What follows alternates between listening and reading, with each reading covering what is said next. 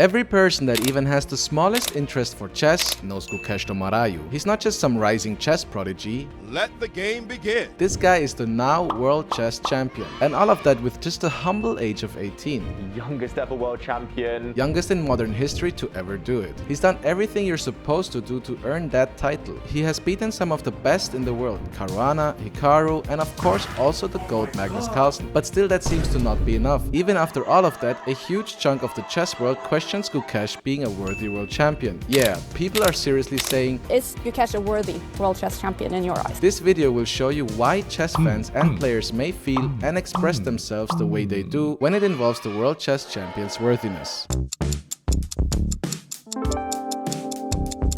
Okay, so here's what's been happening. Every time Gukesh makes a mistake in a tournament, or even just draws a game, people online pile on him. We went through dozens of live chats and comment sections, and honestly, a lot of it is just straight up toxic. World champion of what? Real blundish. This is your world champion, everyone. World champion, give me a break. Ladies and gentlemen, here is your world champion, playing 3 blunders in 10 moves. Show Magnus, no one cares about this world champion. Show real world champion Magnus. And it's not just random fans, even legends as big as Garry Kasparov are throwing shade. I think the history of the World Championship matches that started with Steinitz facing Zucker back in 1886 has ended with Magnus Carlsen. There's nothing to do with the main idea of the World Championship. That's basically saying everyone after Magnus, so Dingliren and Gukesh, is just a filler. And then, in a recent interview, Magnus was asked point blank, is Gukesh a worthy world chess champion in your eyes? Just being asked that question already plants a seed of doubt. Imagine becoming world champion and the first thing people do is question your worthiness. Whether Magnus answered yes or no doesn't even matter at that point. The fact that it's even a question says a lot about how people see Gukesh right now. It's clear, a big part of the chess world, both fans and players, do criticize him, and many, maybe even most, don't see him as a worthy world champion. So here's the million-dollar question: why do people doubt him? What we think is, it's the way that Gukesh has been winning his games. We took a look at several of Gukesh's biggest games, wins and draws, and there's a very clear pattern. In many of these critical games, he was in losing positions. Not slightly worse, not equal, but positions you either lose or, if you're extremely good, manage to somehow pull off a draw. But somehow he survived. And then his opponents, whether it was Caruana, Ding or Magnus, they blundered or messed up on time trouble. And Gukesh, he walked away with a win or good result that just doesn't reflect the position at all. From Gukesh's side, it wasn't domination or him outplaying them from start to finish, it was more like resilience and a little bit of luck. And when you're trying to be recognized as the world champion, some people just don't accept that. People expect the world champion to crush his opponents and not just survive against them. Take a look at some of Gukesh's games that he played recently. In Norway chess, Gukesh played Magnus Carlsen in round 6, the famous game where Magnus slammed the table and got mocked about it all around the world. Oh my god! So sorry.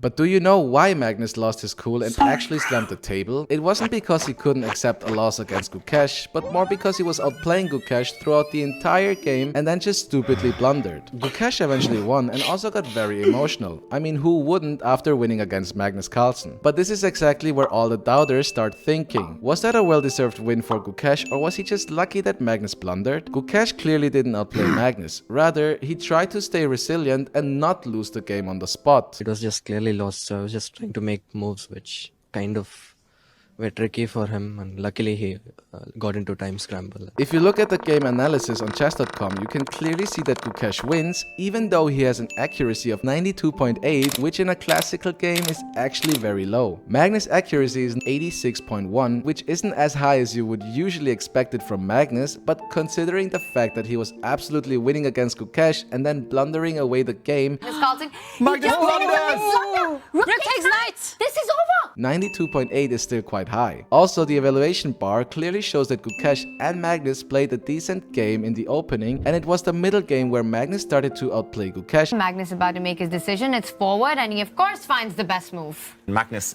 with a huge advantage here against Gukesh. So, And exactly that is what you as a chess fan or chess player expect from a world champion. Now in game 2 we have a very similar scenario. It's game 7 of the Norway chess tournament where Gukesh had the white pieces against his country friend Arjun. Again, we have an equally strong opening from both of them, but then Arjun starts to outplay Gukesh after the opening. Arjun's about to make a move, by the way. I'm going to put it back on the board. He plays knight e5. Knight e5. Arjun has a very clear advantage after a few mistakes from Gukesh, but cannot convert his dominance into a win. Arjun finds it. Bishop e6 on the board. Up until around move 24, Arjun is clearly winning, but plays a couple of mistakes and therefore gives Gukesh a way back into the game. Arjun just made a big blunder. Okay, we've got to get there then.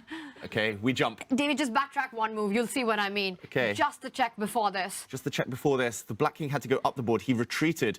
Gukesh led him off the hook here, Tanya. The white knight coming forward would have been decisive. The black king is actually really bad on the back rank. If you look at the accuracy, both of them didn't really play their best games. Arjun lost with an accuracy of 83.7 and Gukesh won with an accuracy of 86.8, which again is not very high in a classical game and usually does not bring you a win. This could also be something chess fans and players simply expect differently from a world chess champion. Also in game 4 between Gukesh and Caruana, Gukesh came out on top with a draw after being in a losing position throughout more than half of the game. There it is.